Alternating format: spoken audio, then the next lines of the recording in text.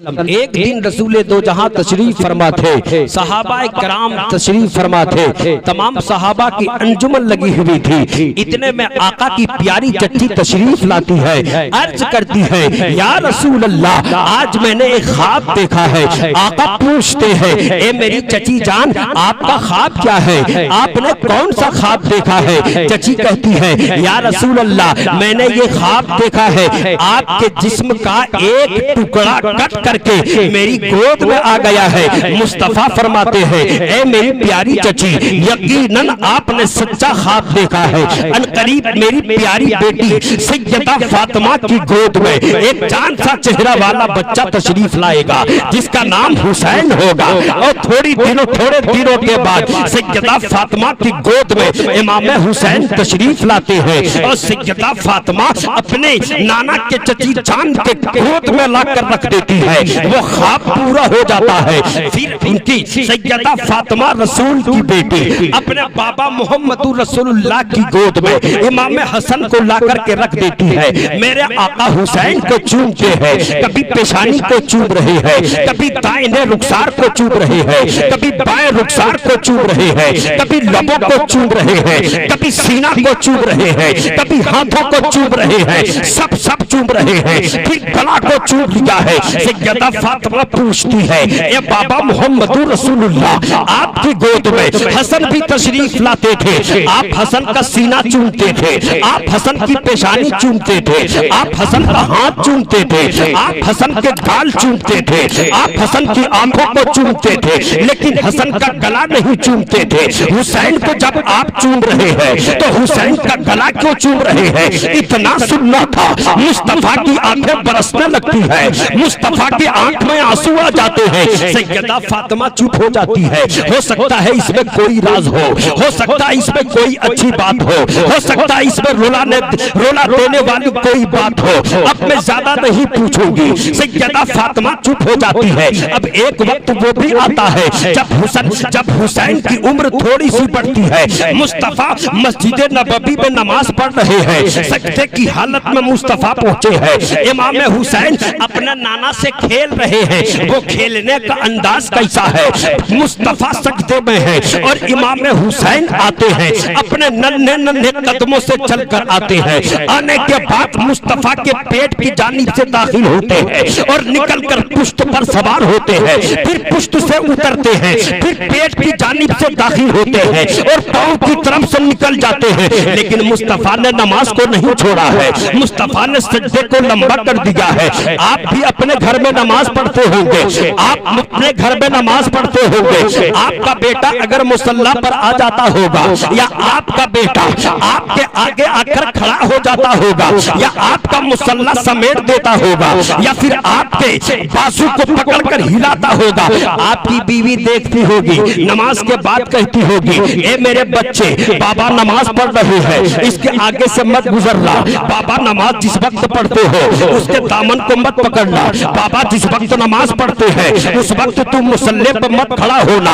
और आप जब नमाज पढ़कर फारिग होते होंगे तो आप अपने बेटे को डांट कर कहते होंगे, खबरदार आगे से मत गुजरना, खबरदार मेरे आगे से कभी गुजरना नहीं, मेरी नमाज खराब हो जाती है। लेकिन कुर्बान जाओ हुसैन की मोहब्बत पर, मुस्तफा के पुश्त पर आकर सवार है। लेकिन मुस्तफा ने कभी सैयदा फातिमा से ये नहीं कहा कि ओ फातिमा हुसैन को रोकना, इसलिए कि मैं जब नमाज पढ़ता हूँ तो हुसैन मेरी पीठ पर आकर बैठ जाता है। ए फातिमा हुसैन को कह देना कि आगे से ना गुजरे, कभी भी नहीं कहा, बल्कि मेरे आका तो हुसैन से इतनी मोहब्बत करते थे कि जब सैयदा फातिमा के घर की तरफ से मुस्तफा गुजरते थे और जब हुसैन की रोने की आवाज आती थी तो मुस्तफा कहते थे, ए फातिमा हुसैन को रोलाया मत करो, इसलिए कि जब हुसैन रोता है तो मुस्तफा का कलेजा फट जाता है।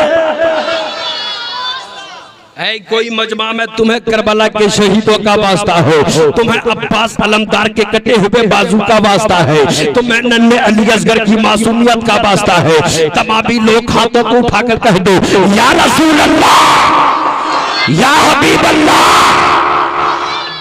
कैसी मोहब्बत इमाम हुसैन से तबीयत लग रही है, तबीयत लग रही है, सुनेंगे? बोले बोल दो, लहक कर बोल दो और तबीयत से बोलो, मस्ती में या हुसैन कह दो। अब आगे बढ़ो, यहीं से आगे बढ़ता हूँ। एक वक्त ऐसा भी आता है कि हुसैन जब कूफा तशरीफ ले गए, एक फकीर है, लेकिन एक बात बता देना चाहता हूँ, हर भिखारी भूखा नहीं होता, हर भिखारी भूखा नहीं होता और हर भूखा भिखारी नहीं होता।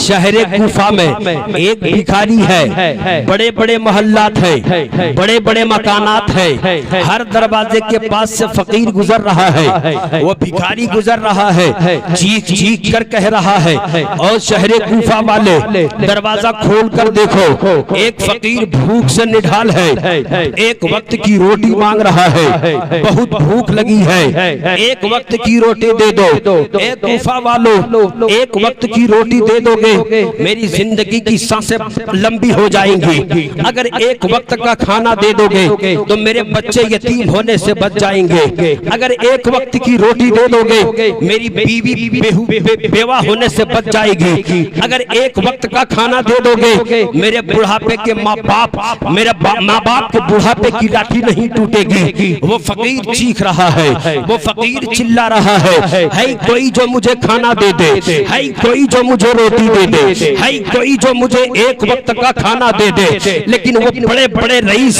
जो कूफा के शहर में अपने मखमल वाले बिस्तर पर लेटे थे, किसी ने अपना बड़ा दरवाजा खोल कर ये नहीं देखा कि कोई फकीर चिल्ला रहा है, कोई आकर सदा दे रहा है कि कोई दरवाजा खोलो मुझे खाना दे दो। अब जब किसी ने दरवाजा नहीं खोला तो उस फकीर ने सोचा अब मुझे खाना नहीं मिलेगा, मेरी मौत हो जाएगी, अब मुझे पानी नहीं मिलेगा, मैं मर जाऊंगा, मेरी बीवी बेवा हो जाएगी, मेरे माँ बाप के बुढ़ापे की लाठी टूट जाएगी, मेरे बच्चे यतीम हो जाएंगे, अब कोई मुझे खाना देने वाला नहीं है, भूख से मैं तड़प रहा हूँ, मैं आवाज दे रहा हूँ लेकिन कोई नहीं दरवाजा खोल रहा है।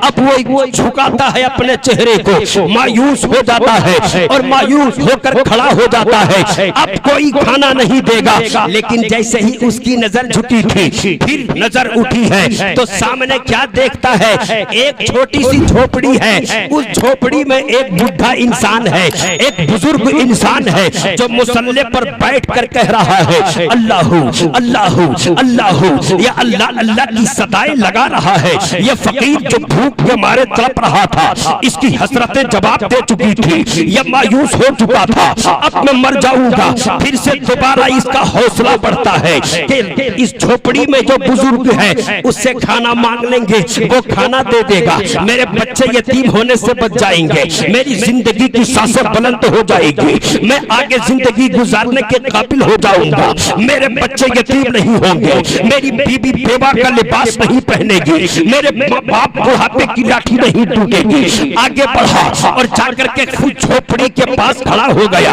आवाज लगाना चाहा कि ए बुजुर्ग मुझे खाना दो, अभी आवाज लगाना चाहा था कि क्या देखता है कि वही मुसल्ला पर बैठने वाला बुजुर्ग जो अल्लाह अल्लाह की सदाएं लगा रहा था, मुसल्ले के नीचे से एक सूखी रोटी निकालता है और मुंह में रखकर चबाना शुरू करता है। ये फकीर ने जब देखा अरे ये तो सूखी रोटी खा रहा है, दिल ने कहा ये मुझे कहां से खाना देगा, ये तो खुद सूखी रोटी खा रहा है, इसके पास तो खुद खाना नहीं है, ये मुझे कहां से लाकर खाना देगा। अभी वो वहां से पीछे हटा था कि फकीर की नजर पलट गई और कहा ओ भिखारी कहां जाता है, पलटा पीछे आया, क्या बात है बाबा, कहा भूख लगी है, हाँ हाँ भूख लगी है, प्यास लगी है, हाँ हाँ प्यास लगी है, खाना चाहते हो, हाँ हाँ खाना चाहता हो, पानी चाहते हो, हाँ हाँ पानी चाहता हो। कहा मोहल्ले के बड़े बड़े मकानात के दरवाजे के पास से गया, किसी ने खाना तुझे नहीं दिया, हाँ बाबा किसी ने नहीं दिया है, मुझे बड़ी जोर की भूख लगी है, कहीं से खाना मिल जाए। अब वो बाबा कहते हैं इस बड़े बड़े मोहल्लात वाले ने खाना नहीं दिया तो तो कोई बात नहीं है।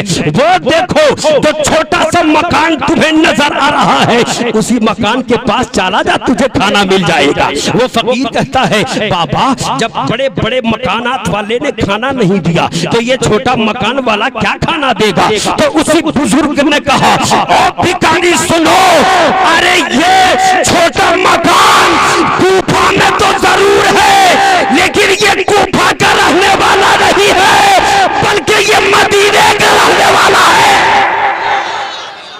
चला जा, तुझे खाना मिल जाएगा। चला, कदमों को उठाया, धीरे धीरे पहुंचा और जा करके उसी दरवाजे पे दस्तक दिया, है कोई जो मुझे खाना दे? दरवाजा खुला, एक हसीन चांद सा चेहरा वाला नौजवान दरवाजा खोलकर आगे खड़ा होता है। पूछता है क्या बात है बाबा? का भूख लगी है। भूख लगी है, खाना खाओगे? कहा हाँ हाँ खाना खाऊंगा। कितना खाओगे? का फिर पेट खाऊंगा। उस आने वाले फकीर को उस नौजवान ने कहा, बाहर खाना नहीं खाया जाता है, मेहमान खाने में खाया जाता है। अंदर आओ और जितना खाना है खाना खा ले। आगे गया, मेहमान खाने में बैठा, ये दस्तरखान लगा दिया गया, एक से एक खाना लाकर रख दिया गया। खिताबत के जुमले में कहा जाए तो पुलाव भी हो सकता है, खिताबत के जुमले में कहा जाए तो बिरयानी भी हो सकती है, खिताबत के जुमले में अगर कहा जाए तो लजीज लजीज खाने होंगे। लाकर खाना रख दिया। नौजवान ने कहा खा लीजिए, भूखा था, टूट पड़ा, सारा खाना खा गया। फिर कहा और खाना खा ले, और खाया। अब दोबारा फिर कहा उस नौजवान ने और खाना खा ले। अब उसने कहा ओ नौजवान, पहले भूखा मर रहा था, अब इतना मत खिला दो कि खाकर मर जाए। अब इतना मत खिला दे के खाकर मर जाए। कहा पेट भर गया? कहा हाँ हाँ पेट भर गया। अब नहीं खाओगे? नहीं खाऊंगा। ठीक है तो चले जाओ। सलाम कलाम हुआ, वापस पलटे, लेकिन ख्याल आया, कदम रुक गए। नौजवान ने पूछा ओ फकीर आप क्या चाहते हो? कहा थोड़ा सा खाना दे दीजिएगा। कहा क्या बात है, किसे खिलाओगे? कहा वो देखिए फकीर जो अल्लाह अल्लाह की सदाएं बुलंद कर रहा है। वो फकीर जो अल्लाह अल्लाह की सदाएं बुलंद कर रहा है, वो कई दिनों से भूखा है, वो सूखी रोटी खा रहा है। मैं चाहता हूँ थोड़ा सा खाना मिल जाए तो मैं उस खाने को लेकर उस फकीर को दे दूं। वो नौजवान जिसने खाना खिलाया था उसने कहा ओ फकीर, तुम्हें पता है वो झोपड़ी में जो सूखी रोटी खा रहा है वो कौन है? कहा नहीं मालूम। तो नौजवान ने कहा अरे जो सूखी रोटी खा रहा है वो कोई और नहीं बल्कि मेरा बाबा अली है, और जो खाना खिला रहा है उसका नाम इमाम हुसैन है। अरे मोहब्बत के साथ कोई नारा तो लगा दो।